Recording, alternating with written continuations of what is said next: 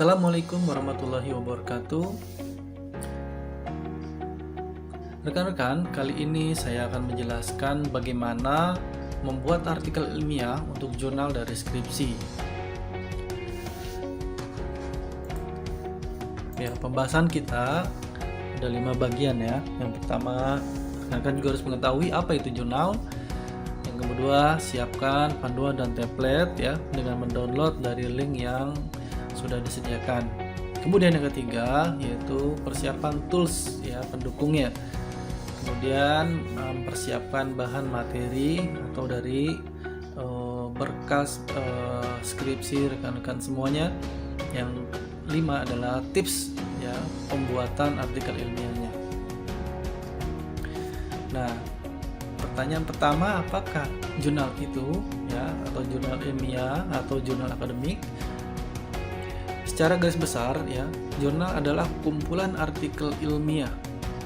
Skripsi dari rekan-rekan pula merupakan satu produk intelektual yang bisa disebarluaskan oleh akademik ya, agar semua orang bisa juga membaca, kemudian juga bisa melakukan publikasi kembali dan melakukan referensi kembali, sehingga apa yang kita teliti itu terus berkembang menjadi konsumsi ilmuwan, kemudian juga akademisi secara keseluruhan saling ya memberikan hal yang positif. Penelitian kita dibaca, kemudian direferensikan, disitasi, kemudian orang juga mengenal kita, kemudian penelitian itu jika berdampak positif terhadap masyarakat, terhadap ilmu pengetahuan ya, maka itu merupakan juga amal jariah bagi kita sebagai peneliti. Secara khusus, jurnal yang telah dipublikasikan memiliki kriteria tertentu ya, itu memberikan satu dampak ya, memberikan dampak terhadap ilmu pengetahuan itu sendiri. Nah, jurnal akademik biasanya selalu bersifat spesifik ya, artinya berdasarkan disiplin ilmu tertentu. Kalau di kita ini adalah ilmu komputer, maka penelitian kita bersifat atau ruang lingkupnya seputar komputer. Silakan rekan-rekan download dulu panduan dan template-nya di journal-global.ac.id. Kemudian pilih jurnal Sysfotek Global template-nya.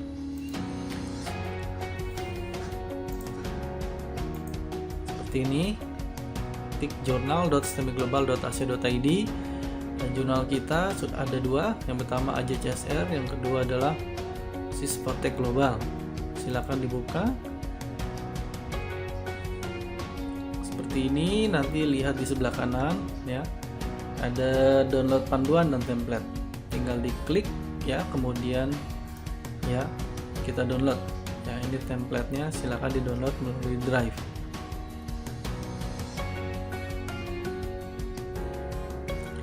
Baik, kita lanjutkan.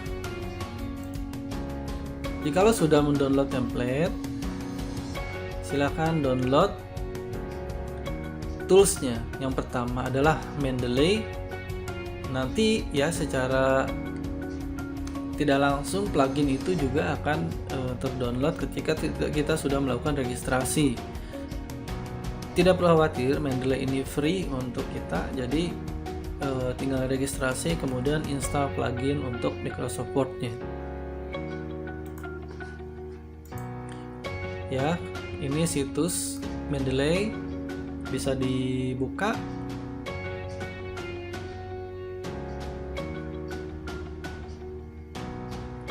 Dan pilih Mendeley untuk desktop. Ya, pilih di bagian download.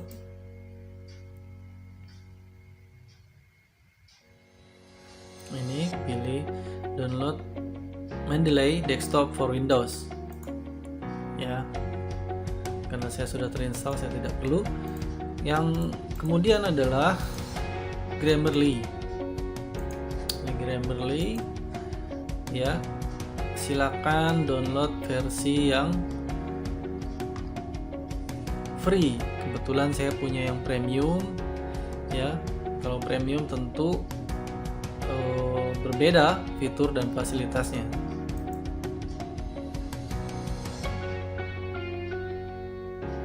Jadi Grammarly ini adalah tools ya yang memudahkan kita untuk mengecek kesalahan-kesalahan kata di dalam struktur kalimat yang kita buat. Ini sangat memudahkan sekali ya. Hampir semua peneliti, kemudian juga editor di dalam jurnal, reviewer ini menggunakan Grammarly. Dan ini juga tersedia plugin untuk Chrome ya. Jadi setiap seperti ini contohnya ya, ini Grammarly. Jadi setiap teks yang muncul di web sekalipun itu nanti bisa dideteksi oleh Grammarly strukturnya. Kemudian yang ketiga adalah tools Publish or Perish ya, ini bisa di-download. Nah, Publish or Perish ini untuk memudahkan kita ya, memudahkan kita dalam mencari referensi jurnal, judul-judul jurnal yang relevan dengan keyword yang kita inginkan. Kalau kita membuat penelitian tentang SPK, kita tinggal ketik di situ ya dengan judul yang sama. Kalau kita membuat aplikasi untuk GIS misalnya ya, kita tinggal ketik di keywordnya tentang yang berhubungan dengan Geography Information System. Kalau kita membuat dalam aplikasi multimedia misalnya ya, kita tinggal ketik Android di situ, nanti akan muncul sesuai dengan keyword yang kita buat juga di dalam abstraksi.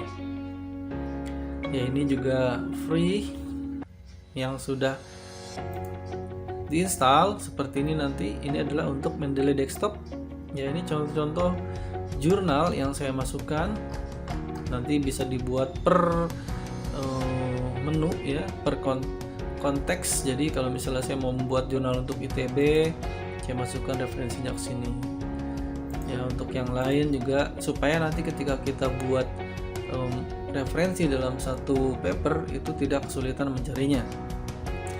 Kemudian Grammarly tadi sudah saya tunjukkan akunnya. Nanti secara otomatis kalau kita sudah login ya, ketika kita sudah login dia akan muncul dengan sendirinya.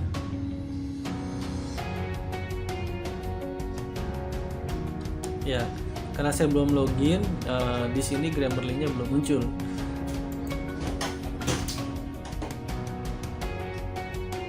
Nah, ini adalah contoh untuk Mendeley yang sudah terinstall pluginnya di dalam Word.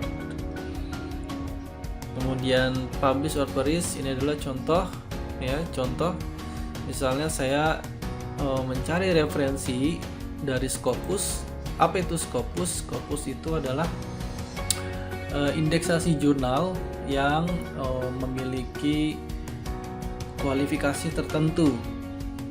Scopus membagi tingkatan-tingkatan kuartil dengan kualitas tertentu. Jadi Scopus ini merupakan standar publikasi internasional yang diakui oleh dunia, yang kalau kita kategorikan indeksasinya adalah indeksasi yang tinggi.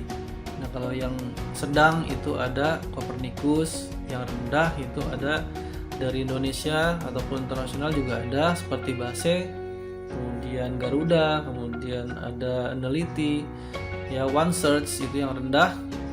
Sedangkan yang tinggi ini ada Scopus dan satu lagi ada Web of Science. Ini kategorinya tinggi karena isi dari paper-paper yang ada di Scopus ini memiliki kualifikasi tertentu yang sangat ketat.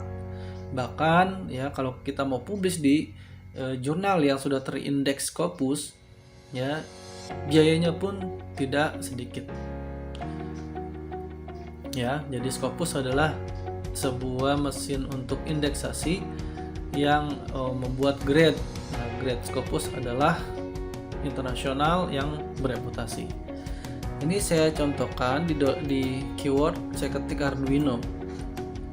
Jadi tinggal klik search, ini muncul sekitar 200 judul yang kaitannya dengan Arduino. Nah, judul-judul ini nanti bisa kita cari ya, bisa kita cari di internet, tinggal kita double klik.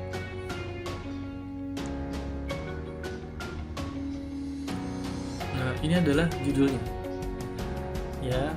Ini ditulis oleh peneliti dari Cina ya, Bionic Hand Control by Handcaster. Nah, jikalau penelitian kita itu memiliki hubungan dengan jurnal yang kita referensikan, maka kita bisa masukkan itu menjadi sebuah referensi di citasinya, di teori. Tetapi hindari mengcopy paste seperti mengutip.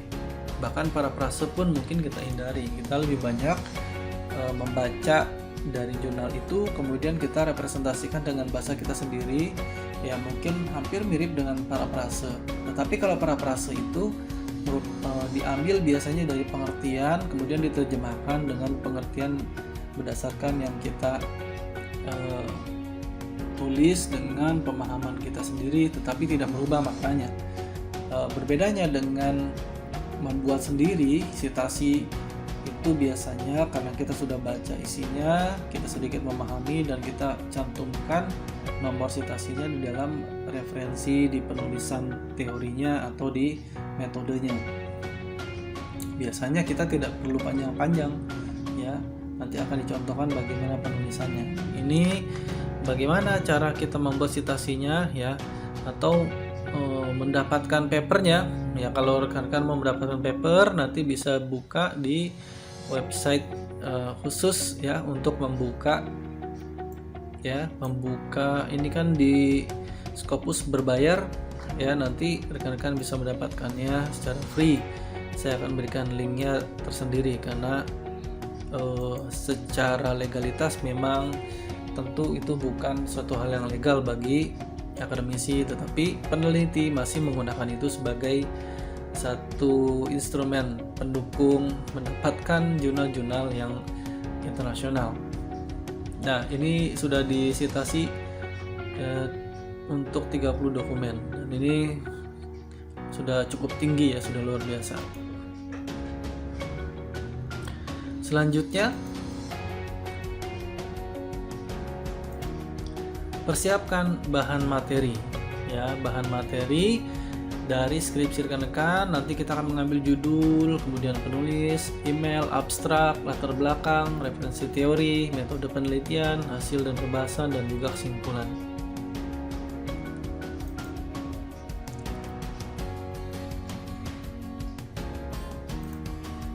Ya, ini adalah file dari skripsi rekan kita M. Fitriansyah ya.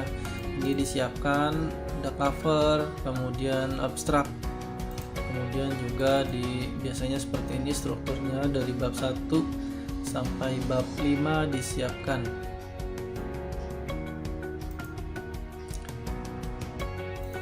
Ya, kemudian kita masuk langsung kepada tips pembuatannya.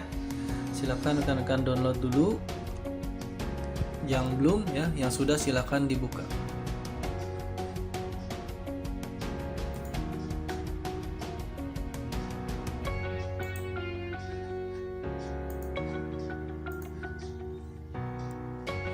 Ya, kita lihat di sini template yang saya gunakan dari yang sudah saya pindahkan ya, dari artikelnya Saudara Fitriansyah. Baik.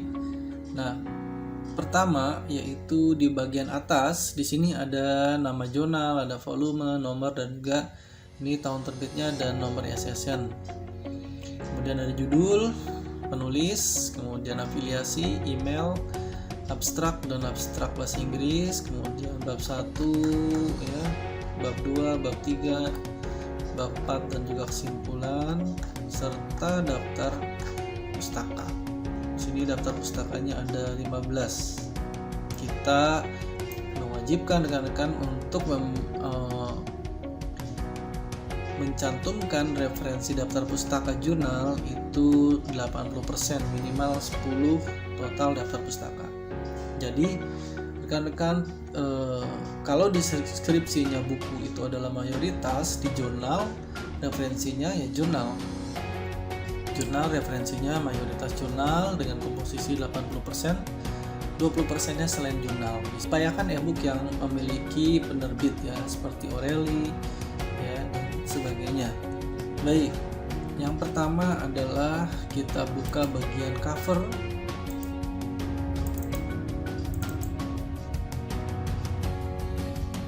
Ya, ini kita copy. Nah, upayakan cover tidak lebih dari 10 kata. Ini kalau kita total ada 17 kata. Ya, kita perpendek. Nah, kalau saya blok di sini ada 9, ini sudah sangat sesuai ya. Kita gunakan di sini. Ini kita blok terlebih dahulu ya. Kita blok, kemudian pilih paste, keep text only. Jadi tidak merubah struktur yang ada. Nah, karena kita mengambilnya merupakan caps lock huruf besar semua, maka di sini juga huruf besar. Ini tinggal kita blok, kemudian kita ganti each word dengan capitalize. Ini tag-nya juga harus besar karena ini singkatan ya. Kemudian nama penulisnya, pembimbing 1 adalah penulis pertama, pembimbing kedua penulis kedua, dan mahasiswa sebagai penulis ketiga. Ini standar yang sudah kita tetapkan bersama. Kemudian di sini bisa diisi dengan dosen, nanti juga bisa diisi dengan prodi, kemudian nama kampus ya, dan Indonesia di belakangnya. Nanti ada 2 pilihan. Kemudian email diisi dengan benar. Ini abstrak untuk Indonesia, abstrak dalam bahasa Inggris. Nah, yang harus rekan-rekan ketahui dalam penulisan abstrak, kalau rekan-rekan abstraknya panjang, maka harus diseleksi lagi, diperingkas lagi agar 2 abstraksi ini tidak melebihi dari 1 kolom. Karena 1 halaman ini dibagi 2 kolom, ya 1 kolom ini tidak melewati untuk abstrak maksimal. Strukturnya ya, biasanya abstrak itu cukup 1 atau 2 kalimat untuk pembuka. Ini adalah bagian pembuka ya. Contohnya, sensor sidik jari merupakan sensor yang mendeteksi sidik jari dengan menggunakan sistem optikal, di mana pendeteksian dilakukan dengan membaca kontur sidik jari dan listrik statis tubuh. Ini kan secara umum ya, penjelasan atau pengantar gitu. Nah, bagian yang kedua adalah masalah. Di sini ada masalah yang dinyatakan dengan namun ya. Kalau udah ada kata-kata namun kan berarti ada satu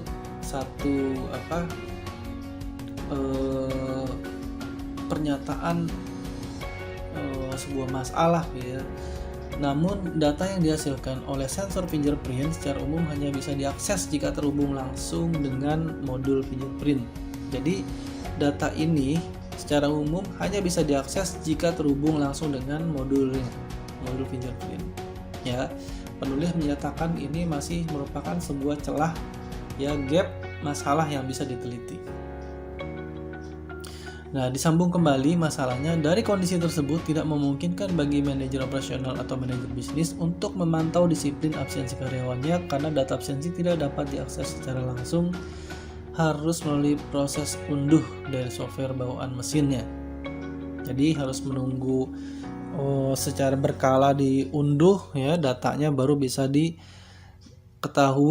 kondisi absensi karyawan, jadi tidak real time. Ini adalah masalahnya. Jadi ada 2 kalimat yang cukup panjang ya. Kalau bisa dipersingkat sedikit lagi itu lebih bagus. Yang ketiga adalah tujuan penelitian. Ya, rekan-rekan harus menyatakan apa tujuan penelitiannya. Di sini tujuannya adalah untuk membangun sistem pengenalan sidik jari dalam konteks mesin absensi dengan basis IoT ya.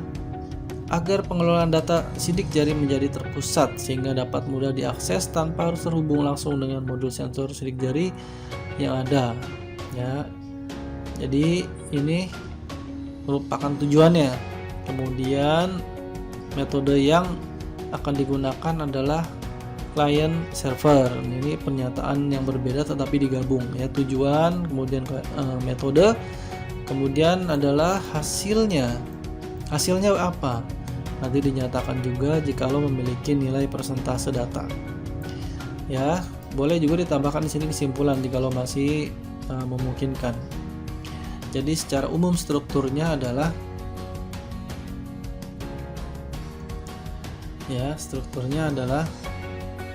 pendahuluan, kemudian masalah, kemudian tujuan, kemudian metode, kemudian hasil pengujian. Boleh juga ditambahkan kesimpulan selama tidak melebihi 1 kolom ya. Kemudian ada kata kunci maksimal 5, 1, 2, 3, 4, 5. Nanti ini abstrak dan kata kunci di copy paste kemudian ditranslate ke Google Translate atau software sejenis. Nah, nanti fungsi Grammarly adalah untuk mengecek tata bahasanya. Ya. Selanjutnya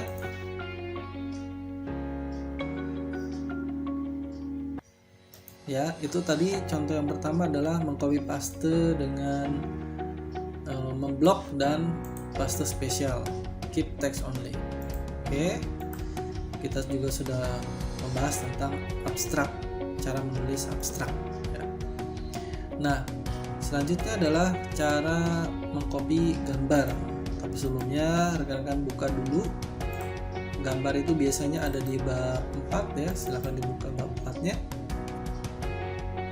Misalnya kita ingin mengcopy arsitektur alatnya, kita copy kemudian kita letakkan misalnya di sini, saya blok saja. Nah, kita bisa paste langsung di sini ya. Nah, ini biasanya ukurannya kan belum tentu sesuai. Ini ada 2, sorry saya hapus. Nah, kalau dia sudah sesuai seperti ini ya, kita tidak perlu perbaiki ya, karena memang di struktur ini sudah di set untuk gambar ini adalah inline with text sehingga kita tidak perlu memperbaiki. Tapi kalau teman-teman belum sesuai, ini bisa dicek di bagian format, kemudian wrap textnya dicek harus inline with text ya. Kemudian gambar dijelaskan dengan ukuran font 8, yang ini 10. Nah, itu untuk gambar ya. Kemudian garis tebal pada tabel ya, garis pada tabel seperti ini contohnya. Saya sedikit zoom. Jadi untuk judul pembuka dalam tabel dan penutup lebih tebal daripada garis tengahnya ya. Jadi untuk garis antar baris ya, ini dihilangkan, tinggal di blok, kemudian pilih border and shading ya, ini dicentang ya, seperti ini dihilangkan ya untuk tabel. Kemudian pastikan ukuran font sesuai dengan template atau panduan. Jadi ini sudah ditentukan untuk gambar, nama gambar dan tabel fontnya 8 ya. Di dalam tabel font juga bisa 8 ya, ini 10, kemudian daftar pustaka 8.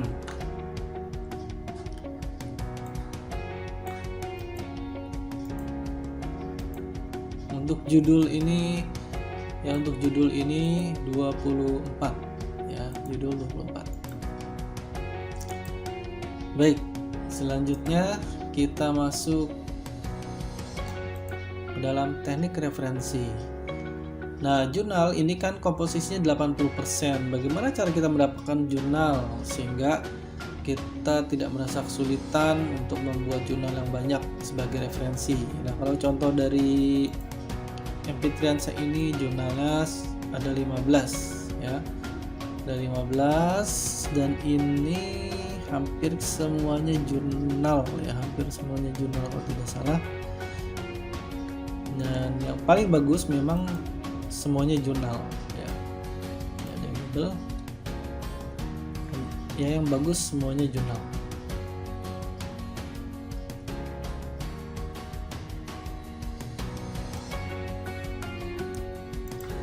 Bagaimana cara mendapatkannya?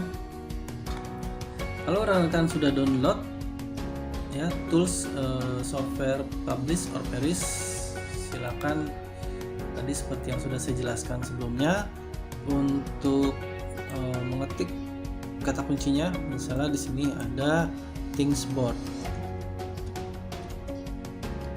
Nanti kita cari mana jurnal-jurnal yang relevan dengan yang ingin kita tampilkan, kita citasi di teori atau di metodenya.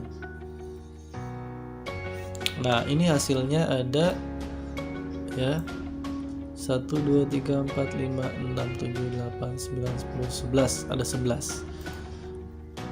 Ini rata-rata di dalamnya ya sudah ada IoT yang membahas tentang Thingsboard. Nanti silahkan di download ya, sudah saya jelaskan tadi di awal. Kemudian kita juga bisa mendapatkan dari jurnal-jurnal yang ada di STEMI Global, kemudian ada di Sinta, Scopus, Neliti, OneSearch ya. Kalau kita buka di jurnal Spottek, di sini pun ada referensinya. Ini masing-masing juga merupakan database pengindeks jurnal ya. Ini bisa kita buka. Nah, kalau di global kita tinggal masuk ke menu search, ketikkan kata kuncinya ya, misalnya Arduino.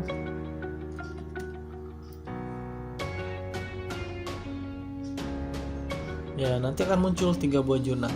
Ini bisa digunakan sebagai referensi. Jadi sangat mudah untuk mencari referensi sebagai citasi jurnal itu sendiri ya.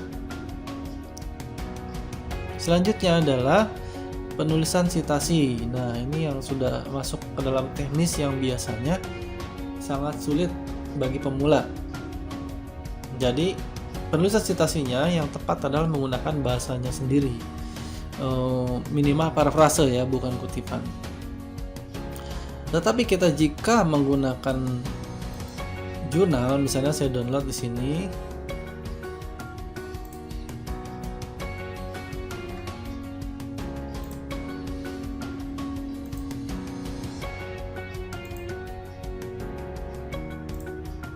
Ya, misalnya saya buka dari jurnal Spottek yang saya download di sini ya. Ini kita bisa gunakan sebagai referensi. Ini judulnya Sistem Keamanan Pengendali Pintu Otomatis berbasis RFID dengan Arduino Uno R3. Ya.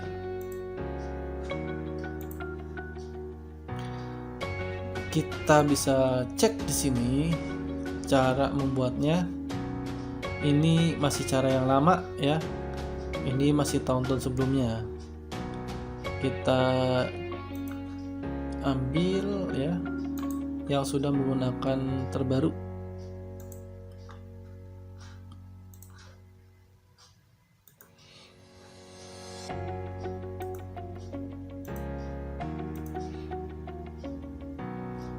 Nah, ini yang sudah terbaru. Misalnya di sini ada Arduino Uno ya. Kemudian ada relay, ada regulator, kadar air, sensor suhu ya. Yang lebih baik ya, kadang-kadang kita mengecekkan tidak secara keseluruhan ya. Yang lebih baik itu ini dihilangkan saja nih pengertiannya, langsung Arduino Uno. Bahkan rekan-rekan juga lebih baik itu menghilangkan ya pengertian-pengertian dan landasan teori. Memang ini masih di 2019 ke bawah. Kalau di 2020 kita sudah mulai merubah cara penulisannya seperti ini ya. Jadi nomor 1 adalah pendahuluan, bab 2-nya adalah metode. Jadi tidak ada lagi referensi untuk landasan teori secara khusus.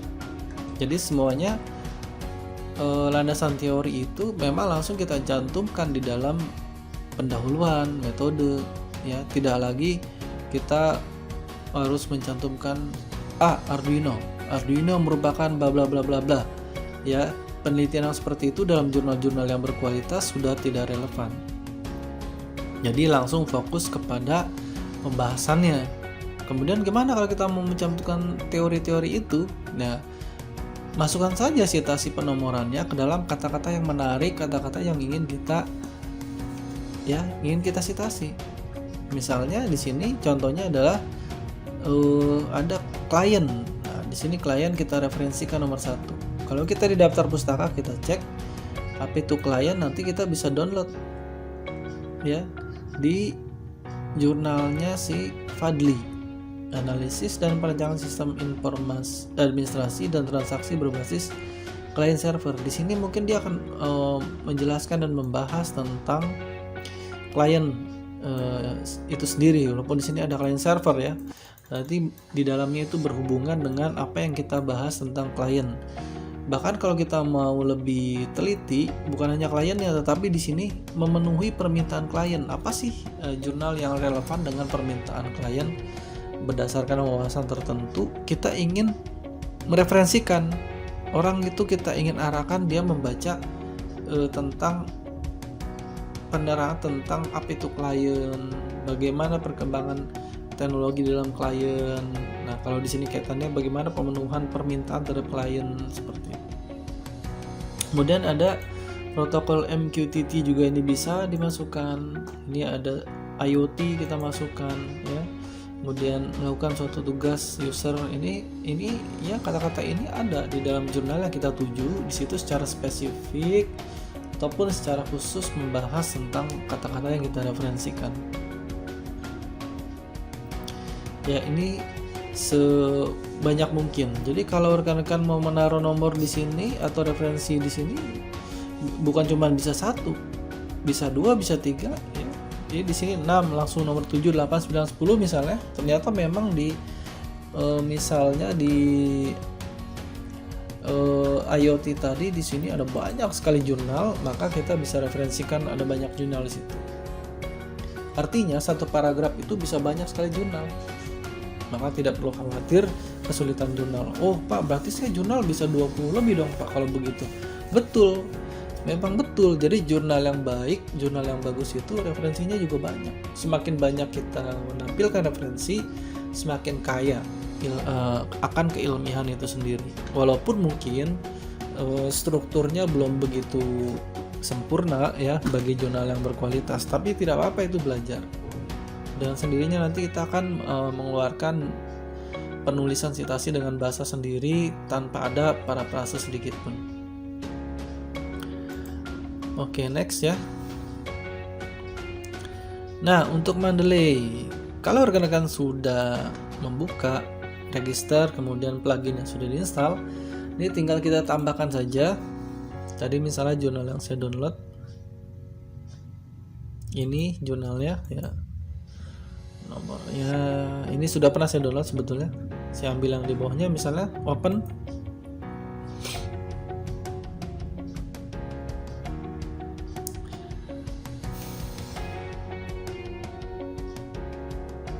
Ya, tadi jurnalnya tentang RFID ini. Ya, ini jurnal Spotek tadi 2017. Ini sudah terdeteksi semua. Nama jurnalnya sudah, tahunnya sudah ya. Kalau ada nomor doi-nya bisa dimasukkan. Jurnal kalau ini belum ada, bisa dibuka filenya. Double klik. Nah, ini nama jurnalnya bisa kita copy, dimasukkan ke sini. Tahunnya jika ada kita bisa copy, masukkan ke sini dan seterusnya. Baik ya, gimana cara mengcopy jurnal ini atau mensitasinya? Ini kita masuk di sini, misalnya saya masukkan di belakang protokol misalnya. Ini saya buka di bagian menu reference, kemudian insert citation, go to Mendeley. Nah, kemudian pilih. Misalnya saya pilih yang tadi. Di sini ada di bagian atasnya namanya send citation to plugin.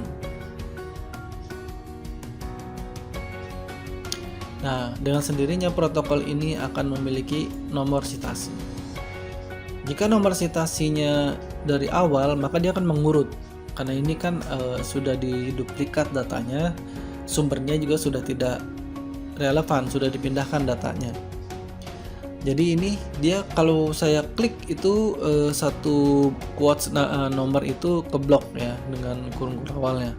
Sedangkan kalau dia tidak ada referensi source-nya sudah dipindahkan dan hilang, dia tidak akan ada, tidak muncul seperti ini. Ini tidak muncul deteksinya. Seperti ini tidak muncul. Beda dengan yang ini muncul karena ini source-nya masih ada, dua ini. Ya. Itu cara melakukan citasi. Pas saya mau di sebelahnya, masukkan saja tidak apa-apa. Ya, masukkan misalnya di sini langsung saja di site 2 dan seterusnya. Kemudian di belakang mana lagi? Di belakang karakteristik digital. Masukin seterusnya sampai sudah merasa semuanya dimasukkan. Semua referensi misalnya sudah sampai 25 gitu referensi, sampai di sini pun boleh ya, di sini boleh, tapi jangan mengulangi, cukup satu jurnal untuk satu kata, itu yang bagus. Nanti ya kalau sudah selesai semua diberikan nomor citasi, kita menuju ke daftar pustaka, letakkan di sini, kan ini anggap saja tidak ada di bawahnya, dan pastikan di sini formatnya sudah IEEE ya. Nah jika sudah, kita tinggal pilih insert bibliografi. Maka jurnal tadi yang kita masukkan dengan Mendeley secara otomatis dia akan muncul. Ada 3 jurnal yang sudah saya masukkan. Nah, ini kita rapikan sedikit. Justify, kemudian kita geser agar rapih seperti ini. Nah, dia sudah otomatis penyusunannya berdasarkan teknisnya. Kalau mau direplik sedikit misalnya di judul boleh, silakan, biar semuanya sama ya penulisannya. Nah ini adalah menggunakan software Mendeley untuk membuat daftar pustaka. Saya kira ini cukup jelas ya untuk Mendeley. Kemudian ketentuan tambahan ya, ketentuan untuk gambar screenshot aplikasi atau web atau video hanya boleh maksimal 3, dan UML atau misalnya ada storyboard juga maksimal 1, cukup 1 saja. Yang perlu teman-teman lakukan ya adalah memaksimalkan jurnal dengan bahasa sendiri dan membuat satu unsur-unsur ilmiah ya, menampilkan tabel data, grafik, rumus, hasil pengujian ya, hasil implementasi. Itu yang bagus, bukan copy paste yang ada deskripsi di copy paste semua, itu bukan, tidak boleh seperti itu, tetapi di copy berdasarkan kebutuhan. Setelah ada gambar flowchart misalnya, kita jelaskan flowchartnya. Setelah ada gambar arsitektur, kita jelaskan arsitekturnya. Ada gambar hasil penghitungan, kita jelaskan. Hasil implementasi kita jelaskan. Ya, seperti itu. Ini abstrak tadi sudah saya jelaskan. Kemudian jika gambar lebih dari satu bersatu nomor, dibuat gambar sebelahnya A dalam kurung sebelahnya B. Baru di bawahnya dituliskan gambar 1 adalah bla bla bla. Selanjutnya berikan penjelasan pada setiap gambar ya. Tadi sudah. Jika rumus yang kita cantumkan itu banyak, maka ambil yang penting-pentingnya saja. Tidak perlu semuanya di copy paste. Karena penghitungan fuzzy misalnya panjang, SPK panjang ya, tidak perlu dimunculkan semua, tapi bagian yang penting saja. Nah, jika sudah semuanya selesai, filenya sudah dirapikan sesuai dengan format dan template-nya, maka rekan-rekan bisa kirim filenya ke dalam drive yang sudah disediakan, yaitu di Bitly bimbingan 1 jurnal.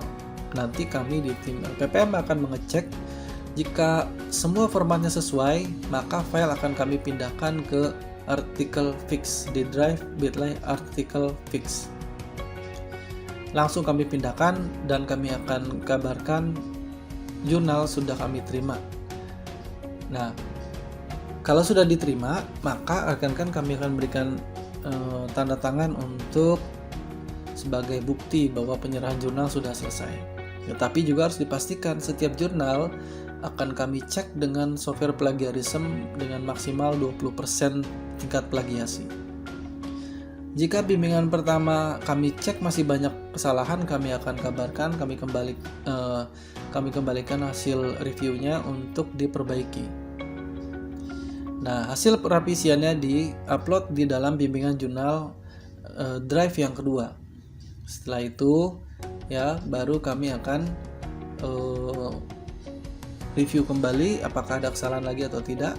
Ya, jikalau sudah minor saja, misalnya begitu, kita akan pindahkan ke artikel fix. Atau kita informasikan bahwa ini sudah selesai, silahkan dimasukkan ke artikel fix. Jadi tidak ada artikel yang di satu folder ada 2 file, supaya kita tahu mana perbedaannya. Ya, saya kira itu untuk pengiriman filenya ada ditulis nama, ya, kemudian _1 jurnal 2020. Untuk yang kedua diganti 2, yang ketiga diganti fix. Ini merupakan urutan-urutan untuk rekan-rekan membuat artikel ilmiah untuk jurnal yang akan kita publikasi. Ke depan, ya, mungkin tahun depan, syarat publikasi ini akan ditingkatkan langsung dari mahasiswa publikasi ke jurnal-jurnal yang ada di Indonesia atau di internasional. Tapi untuk tahun ini, rekan-rekan cukup mengirimkan hasil artikel ilmiahnya ke dalam template ke LPPM. Ya, tahun depan mungkin sudah berbeda lagi. Ya, tahun depan harus publikasi sendiri. Tetapi kita hanya membimbing, menyatakan ini sudah oke, silakan publis di luar. Nanti dosen-dosen pembimbingnya juga akan ikut membantu. Saya kira itu penjelasan saya pada rekan-rekan semua yang sudah bekerja keras untuk melakukan penelitian skripsi sebagai proses akhir dari pembelajaran kuliahnya menempuh gelar sarjana S1. Saya ucapkan selamat, tetapi ini belum selesai, ya. Selesaikan tugas revisian yang ada dan juga pembuatan jurnal artikel ilmiah. Selamat membuat, ya. Tetap berkarya dimanapun kita berada, sehingga kita bisa memberikan kontribusi untuk ilmu pengetahuan dan juga untuk masyarakat. Terima kasih. Assalamualaikum warahmatullahi wabarakatuh.